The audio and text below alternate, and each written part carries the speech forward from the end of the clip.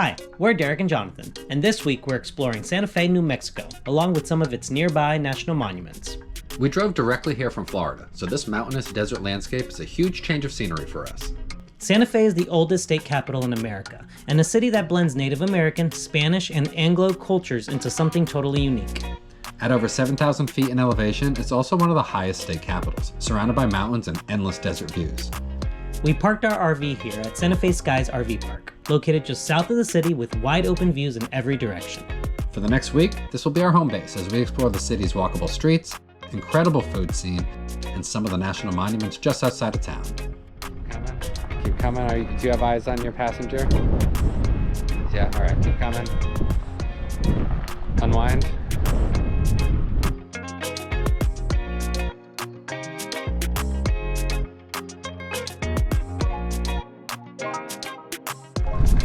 That's good right there, honestly. That's a good spot.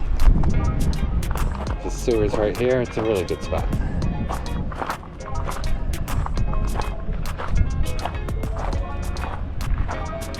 Success. Welcome to Santa Fe. Santa Fe is packed with history and culture, but it's also a foodie's paradise. So we made it a mission to eat our way through downtown, starting bright and early with breakfast at Dolina Bakery and Cafe.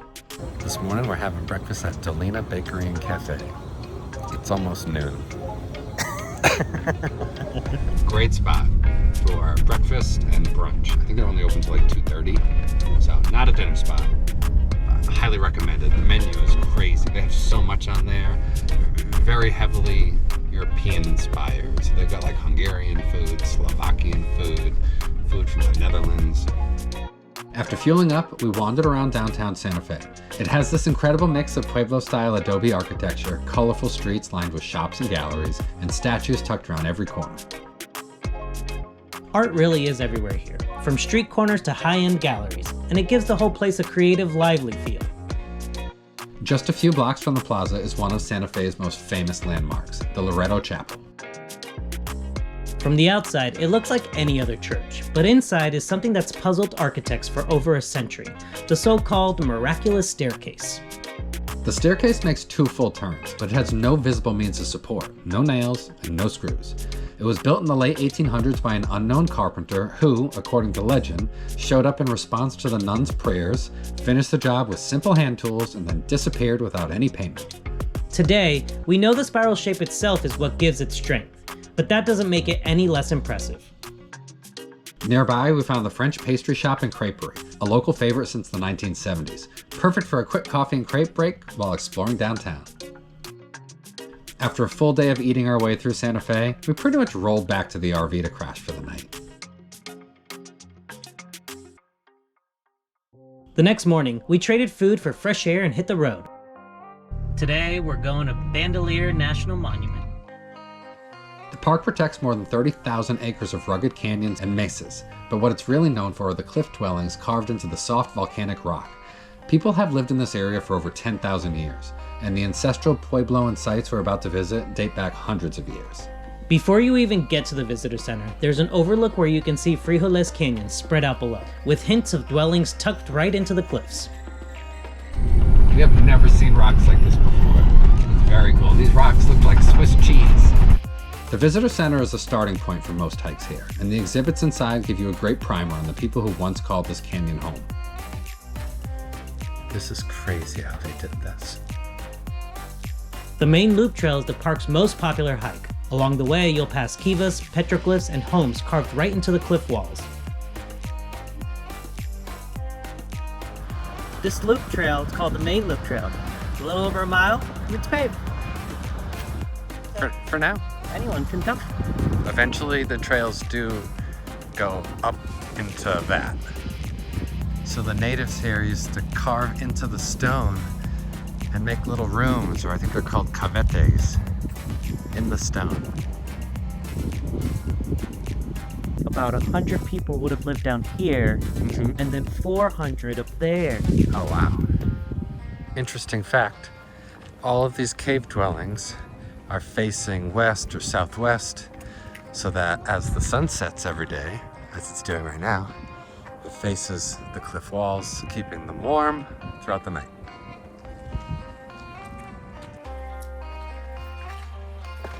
Up we go.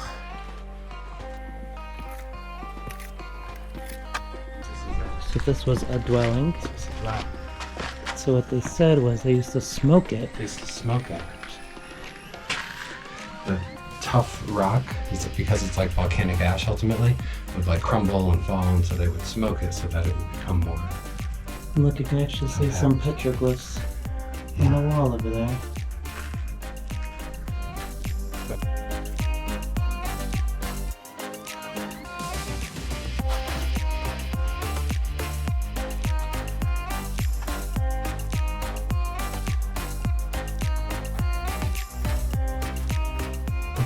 It's not tall. Watch your head. Yeah, that way.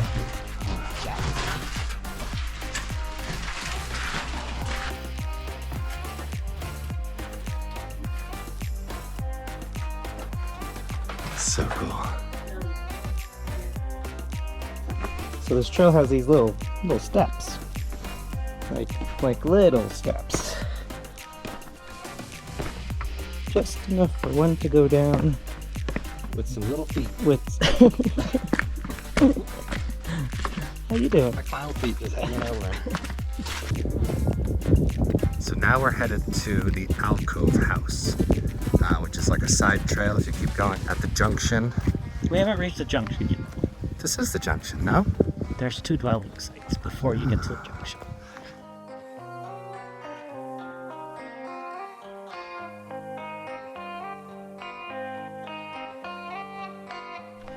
So we're reaching the junction. This is the junction. I was wrong earlier. So at the junction, you can decide if you want to do an extra mile out and back to the Alcove House that way, or just go back to the visitor center in the parking lot that way. So we're gonna opt in for the Alcove House. Alcove House has a whole bunch of ladders that you can climb up to get to the upper tiers of the canyon. I see a house. Is that the Alcove House? Nope, just a really cool porta potty.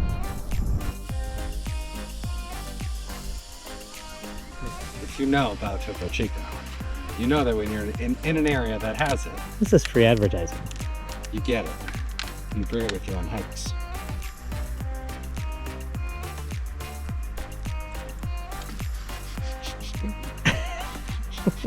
And cut. It did it.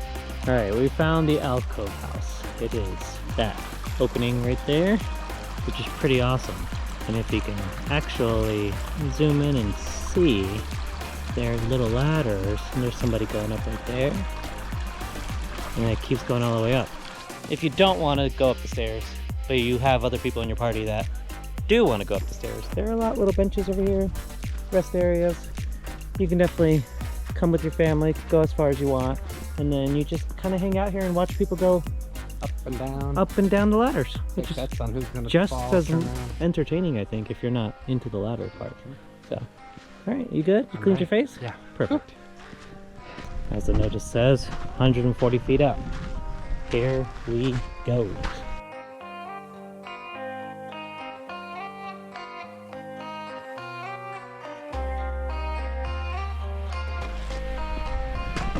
Alright, similar footpaths here. Where it's just enough for you to walk like a horse, I think.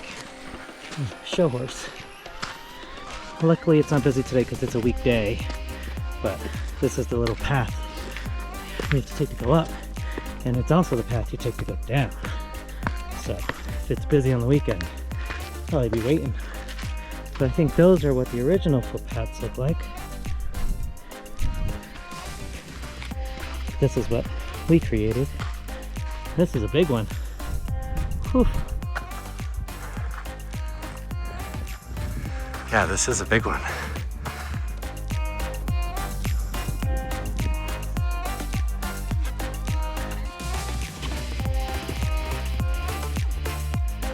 At the top is a large cave and the remains of a ceremonial kiva, plus an amazing view back over the canyon.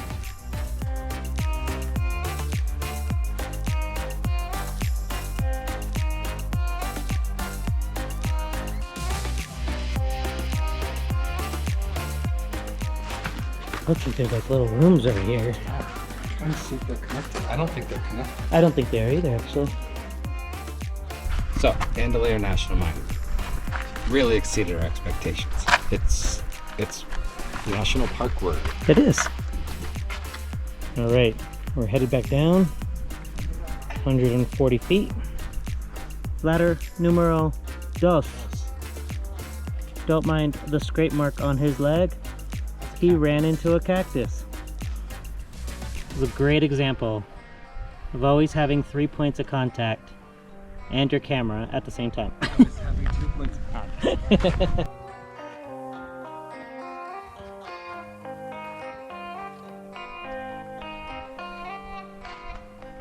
You did it. All right. Now it's what? A mile and a half back? Back or so? That's not too bad. So chances are, if you search on YouTube for Bandelier National Monument, you're going to see people hiking one of the 2 trails that we just did. That's because they're the most accessible, the most popular right near the visitor center. They bring you by great examples of ancient Pueblo dwellings. But there's a lot more to the National Monument than just that. It's actually really large. There's a big backcountry wilderness area. There's like a 13-mile day hike that we saw. There's a 22-mile hike in there. There's a lot more hiking opportunities than just these 2 trails. Backcountry wilderness area. Yeah, my point is, there's a lot more to this place than just these 2 trails. So don't underestimate it just because this is probably all you're gonna see online when you search for it. That's true.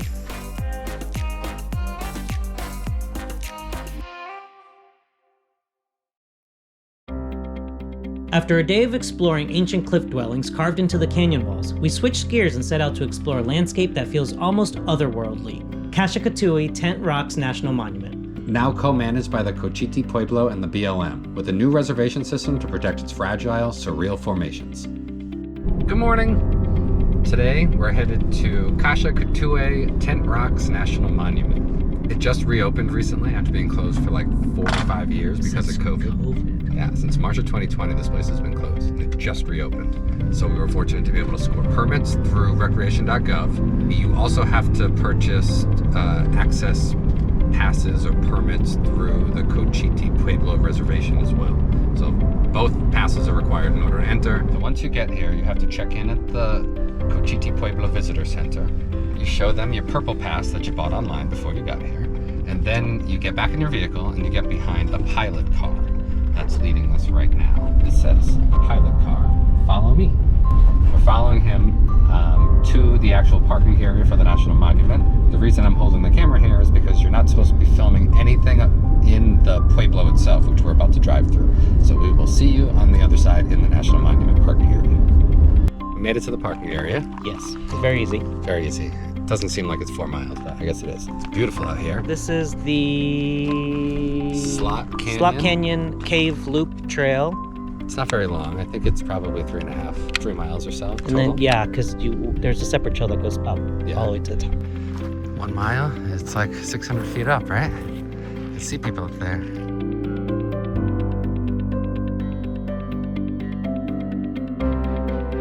So the full name of this national monument is Kasha-Katuwe Tent Rocks National Monument. The Kasha-Katuwe portion means white cliffs in the native Cochiti language, because this place is primarily made up of white cliffs, as you can see.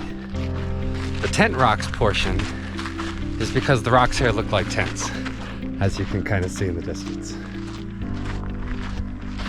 So there's like a significant cultural meaning and then like just an obvious shape-based name. Like, see? And they do kind of look like a tent.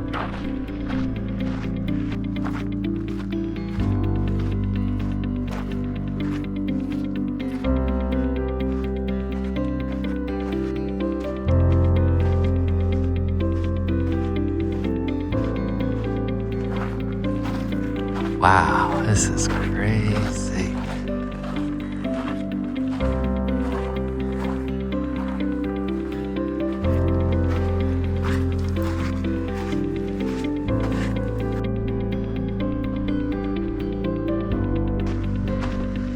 We now enter the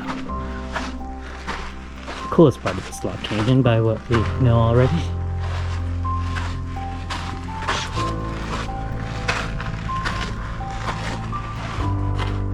This is cool.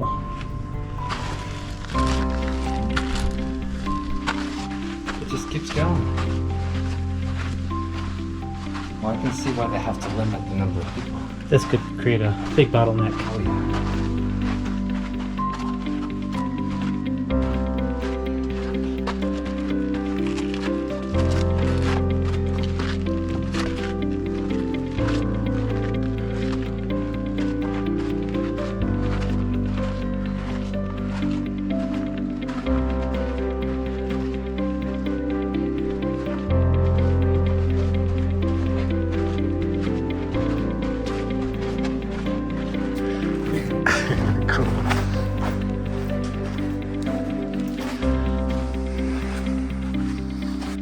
Getting prettier and prettier as we go. So we've gone approximately a mile. We've done 300 feet of elevation gain. So I think that's half of the elevation gain. So we're gonna hit the rest now in this last half mile. Look how cool this is. Yeah. So it's very windy. It's not straight, so you don't get bored at all. You always have something to look at all around you, high up. It's great so far. In this rock, you can like clearly see how it's a whole bunch of mixed stuff from volcanic explosion. Almost looks like cement.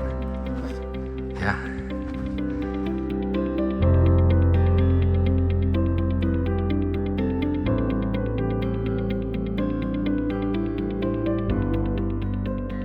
This part is the up here.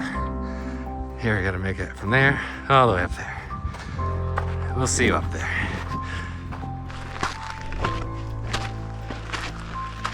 Look at this view. Wow. Not even all the way there. This is something else. Absolutely beautiful. Made it to the overlook.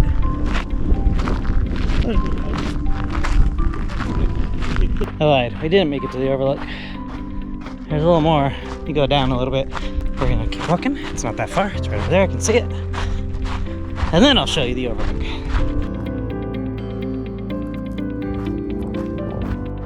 We are now reaching the point. This is really cool. It's really cool. Now we gotta watch our steps. There's cracks. Yeah, this is. And then I'll fall.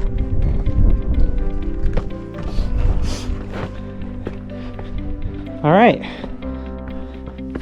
Test the structure of the rock. It seems pretty stable. Ooh, I don't want to go too far. Way up like this.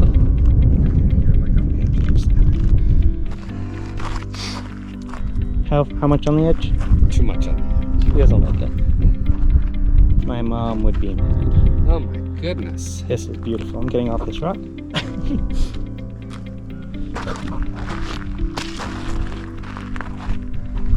Wow. Big fan of the Kasha-Katuwe Tent Rocks National Monument. If you're in Santa Fe, check it out.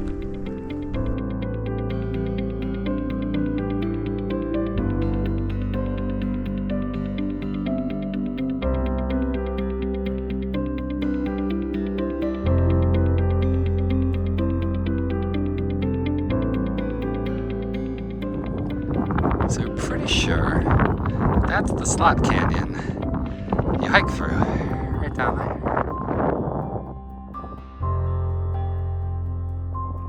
So we made it to the top. Head back down. It was about a little over 600-700 feet elevation. Not too bad. When you go down to the point, then you have to kind of hike back up, so it gives you a little extra on the way back. But now we're going down. It's all downhill from here. Viewpoint was really pretty. It's beautiful. You should definitely add this longer section of the trail on to the cave loop. Yes. If you're here. If you're able to, walk up and go through the slot canyon and everything, if you're not afraid of heights, I think it's worth it. If you're gonna pay the money, do it. Absolutely. Really glad we have an opportunity to do both. This place is absolutely stunning visually. Bandelier really opens your mind up to what it must have been like to live in caves thousands of years ago. A different kind of experience. So if you're able to do both, do it. One more piece of information when planning. The last pilot car that you have to follow from the visitor center to the parking area leaves at 1 p.m. So no arrivals after 1 p.m. We got here at like 11:30 because we weren't really sure what to expect. But we've heard people are waiting for 60 to 90 minutes just to get behind the pilot car, so plan accordingly. If you're coming on a weekend, expect some delays for sure. All right, we reached the junction between the Slot Canyon Trail and the Cave Loop Trail. So now we're gonna do the loop. It's just quite 7 miles from here back to the parking lot. So, not too bad. Coming down was very easy. Very good. Kind of get stuck in the Slot Canyon if there's a lot of people, but If not, you get stuck in there because it's so cool. you get stuck taking pictures and videos. But it's really the coolest. I would say one of the coolest spots. The other cool spot is the top. The top where you can see all the things. All right, let's go find caves that we can't go in. So here is a cave. Looks like a dwelling. It has the smoke in the inside as well. That's really cool. Hole in the cliff. You're not allowed to go in. Well, was that worth the 0.2 extra mile? If I had gone to Bandelier yesterday, yes. Good point. So now we're taking the 3.5 mile drive down a dirt road to the Veterans Memorial Scenic Overlook, which is on the total opposite end of the National Monument. Only 4-wheel drive recommended here. Otherwise, people like us will get stuck behind you. True. So this is the Veterans Memorial Scenic Overlook. This is beautiful.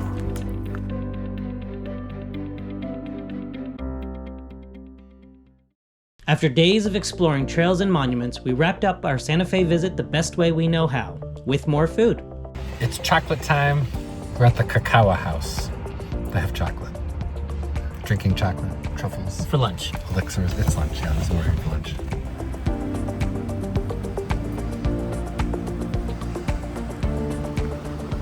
Are you ready for chocolate?